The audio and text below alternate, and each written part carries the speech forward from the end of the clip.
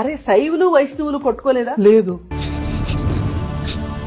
మీకు ఒక లాజిక్ చెప్తాను. ఇప్పుడు దశావతారం సినిమాలో చూపించినట్లు అంతా నిజమని నమ్మకండి. ఇక్కడ ఎవరికి ఎవరు ఆధారాలు చూపించలేరు. బట్ కొన్ని శిలాశాసనాలు అయితే ఉన్నాయి. శైవులు వైష్ణవులు అంటే కులాలు కాదు, రెండు సంప్రదాయాలు, టూ పార్ట్స్. ఒకరు శివుడిని పరముడు అంటారు, ఇంకొకరు విష్ణుమూర్తిని పరముడు అంటారు. పరముడు అంటే సుప్రీం అని అర్థం. ఎప్పుడు ఎవరు దేవుడు గొప్ప, ఎవరు దేవుడు గొప్ప కాదు అనే గొడవలు రాలేదండి. ఆలయ ఆధిపత్యం కోసం వచ్చిన గొడవలు. ఒకప్పుడు దేవాలయం అంటే డబ్బు, బంగారం, గుడి కింద ఉన్న పొలాలు, స్థలాలు ఇవి. అవన్నీ చూసిన తర్వాత ఎవరికైనా గుడిపైన ఆధిపత్యం చలాయించాలనిపిస్తుంది. వీటి మీద మోజుతోనే పీఠాధిపతులు, అక్కడ ఉన్న పెద్ద పెద్ద వాళ్ళందరూ మీ దేవుడు గొప్ప, మా దేవుడు గొప్ప అని మాట్లాడుకున్నారు. అలాంటి అహంకారంతోనే ఇవన్నీ జరిగినాయి. Archaeological survey of India ASA ఒక అధికారిక పుస్తకం రిలీజ్ చేసింది. సౌత్ ఇండియన్ ఇన్స్క్రిప్షన్స్ లో value number 24 Srirangam Ranganatha Swamy temple inscriptions లో ఇందులో దేవాలయ గోడల మీద ఉన్న రాతి శిలాలు ఉన్నాయి. అవి ఫోటోలు కూడా పెడుతున్నా చూడండి.